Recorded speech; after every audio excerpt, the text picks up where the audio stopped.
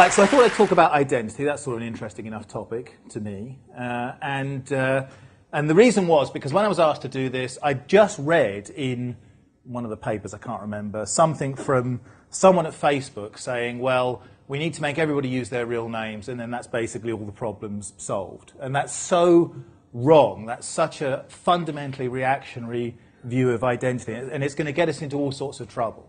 And so what I thought I'd do is I'll explain 4 sort of problems about it, and then I'll suggest a solution which hopefully you might find interesting.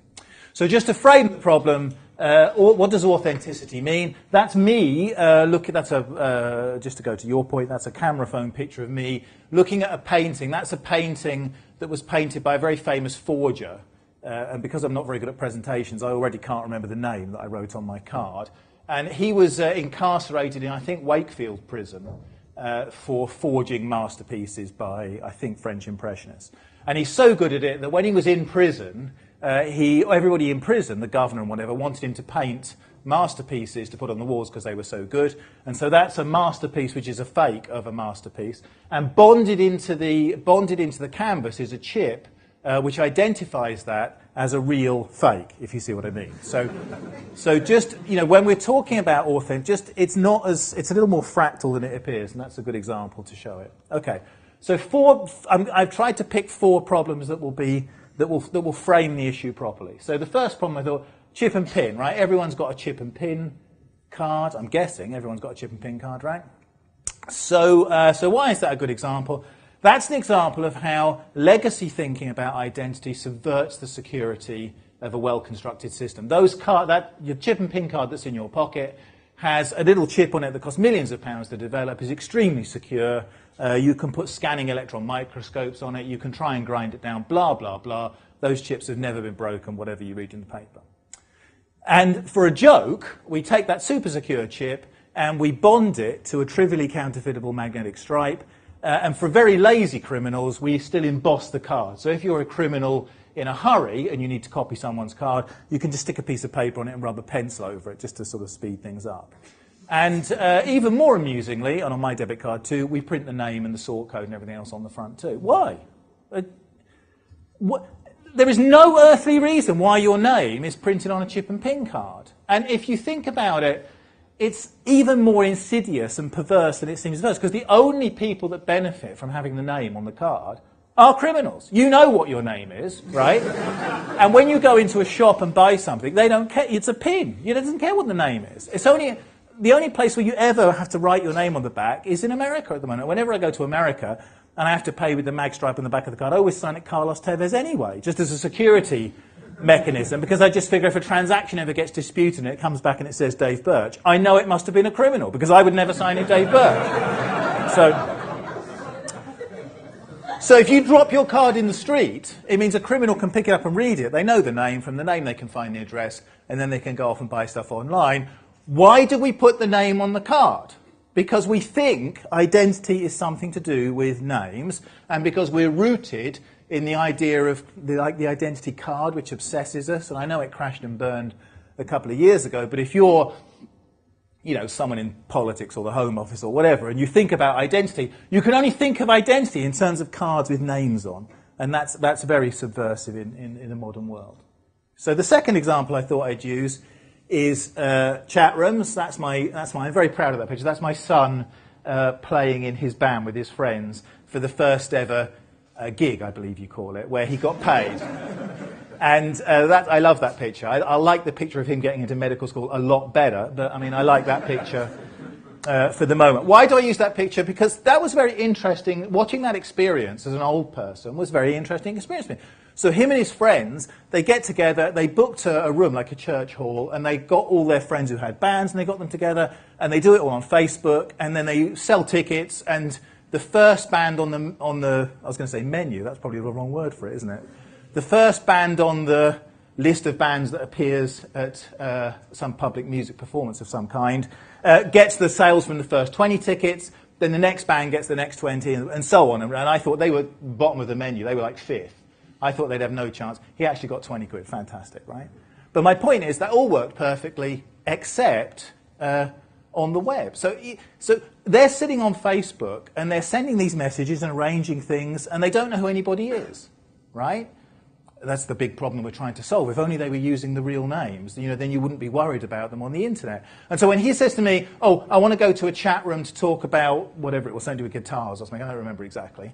I'm like, oh, well, I don't know. I don't want you to go into a chat room to talk about guitars without, because they might not all be your friends.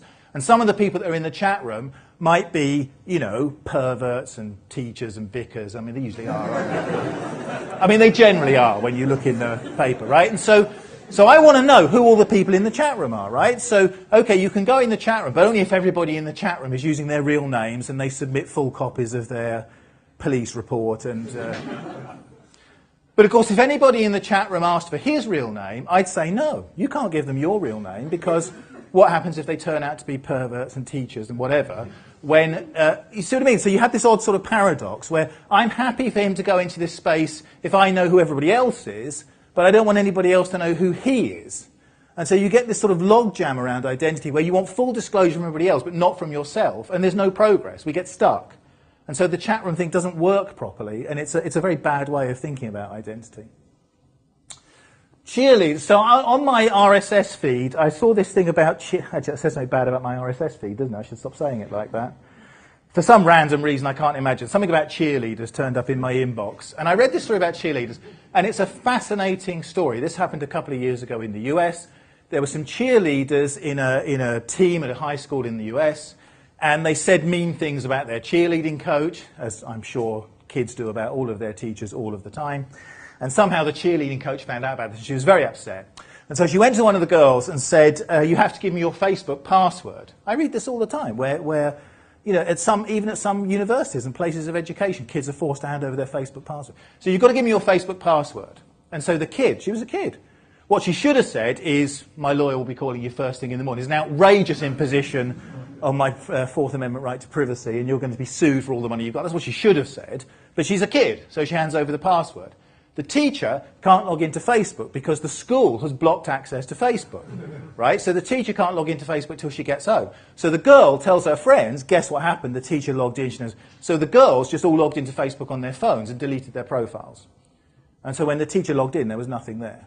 My point is, those identities, they don't think about them the same way, right? To them, identities, especially when you're a teenager, are a fluid thing. You have lots of identities. You experiment with different... And if you have an identity and you don't like it because it's subverted in some way, or it's insecure, or it's inappropriate, you just delete it and get another one. The idea that you have an identity that's given to you by someone, the government or whatever, and you have to stick with that identity and use it in all places, that's absolutely wrong. Why would you want to really know who someone was on Facebook unless you wanted to abuse them and harass them in some way? I mean, this doesn't work properly. And my fourth example is there are some cases where you really want to be, sorry, in case you're wondering, that's me at the G20 protest. I wasn't actually at the G20 protest, but I had a meeting at a bank, and we got on the day of the G20 protest, and I got an email from the bank saying, please don't wear a suit because it'll inflame the protesters. Obviously, I look pretty good in a suit, frankly, so you can see why it would drive them into an anti-capitalist frenzy. So I thought, well, look, if I don't want to inflame the protesters, the obvious thing to do is go dressed as a protester. So I went dressed completely in black, with like black balaclava, I had black gloves on, but I've taken them off to sign the visitors book. I'm wearing black trousers, black boot. I went dressed completely in black. I go into the bank at 10 o'clock. Oh, hi, I'm Dave Birch. I've got a 3 o'clock with so-and-so. They're, sure, and they sign me in. Look, there's my visitor's badge on the... So so this nonsense about, you've got to have real names on Facebook and whatever, that gets you that kind of security.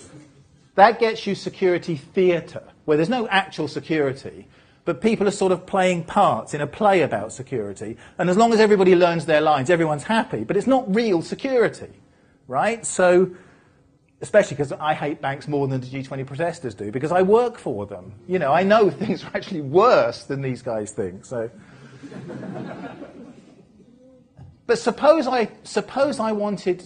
worked next to somebody in a bank who was doing something, they were like, those people who take the money from banks and don't, they take the money, traders, that's the word I was thinking of.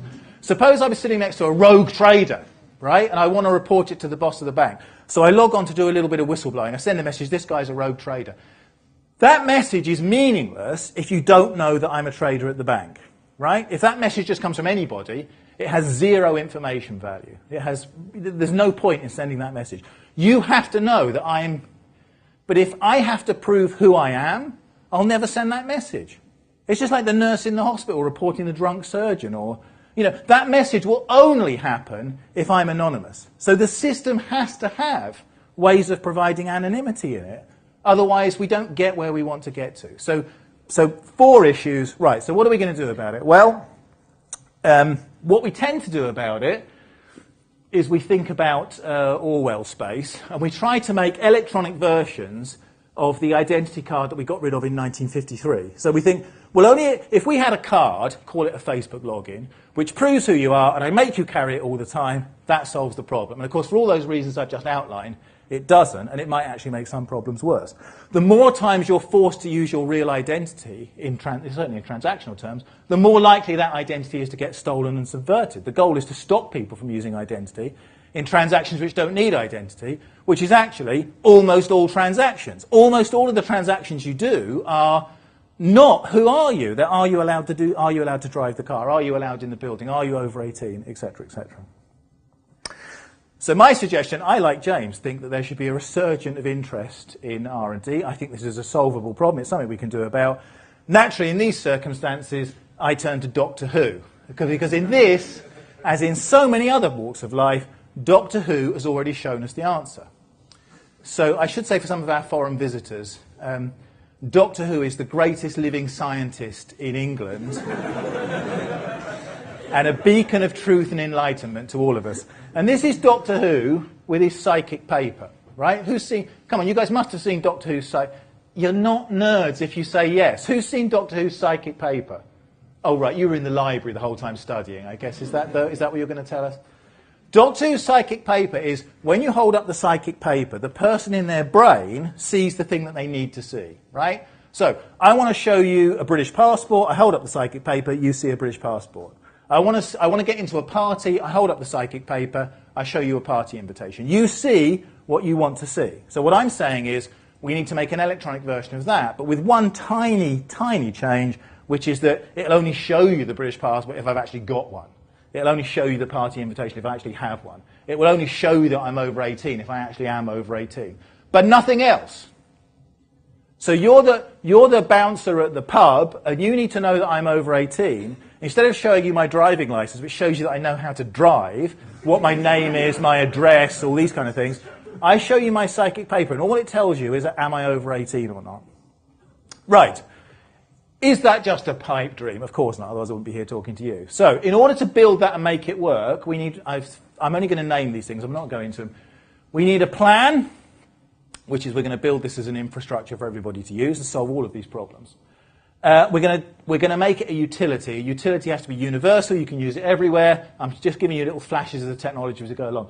That's a Japanese ATM. The fingerprint template is stored inside the mobile phone.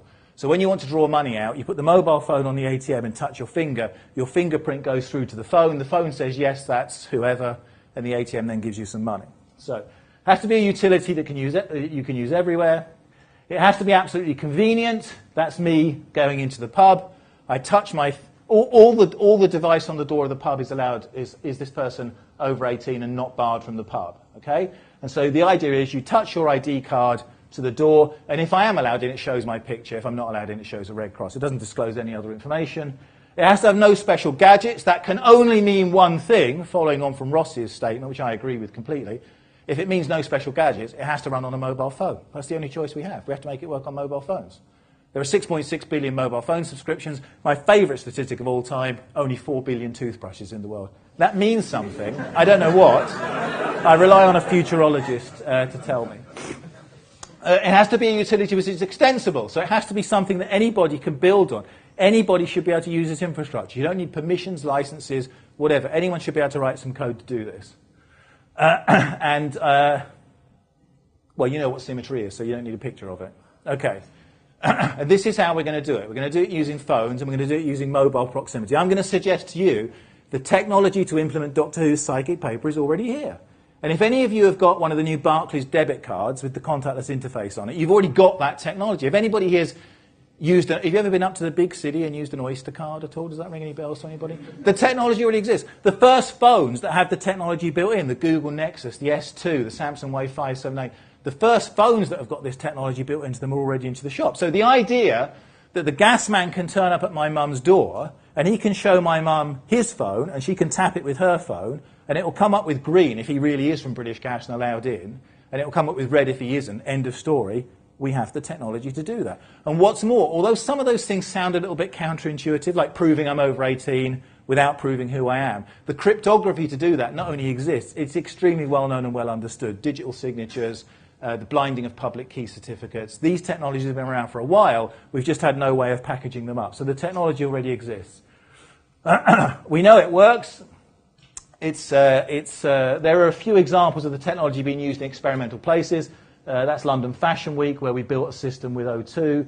That's for the Wireless Festival in Hyde Park. You can see the person's walking in with their VIP band. It's just being checked by the Nokia phone that's reading the band. I'm only putting those up to show you these things are prosaic. This stuff works in these environments. You don't need to be special. So finally, I know that you can do this because if you saw the episode of Doctor Who, the Easter special of Doctor Who, where he went to Mars in a bus, I should say again for our foreign students, that doesn't happen in every episode. This was a very special case. So in the episode where he goes to Mars in a London bus, he's clearly shown, I can't show you the clip due to the outrageous restrictions of Queen Anne-style copyright by the BBC. But in the episode where he goes to Mars in a London bus, Doctor Who is clearly shown getting onto the bus with the Oyster card reader using his psychic paper, which proves that psychic paper has an NFC interface. Thank you very much.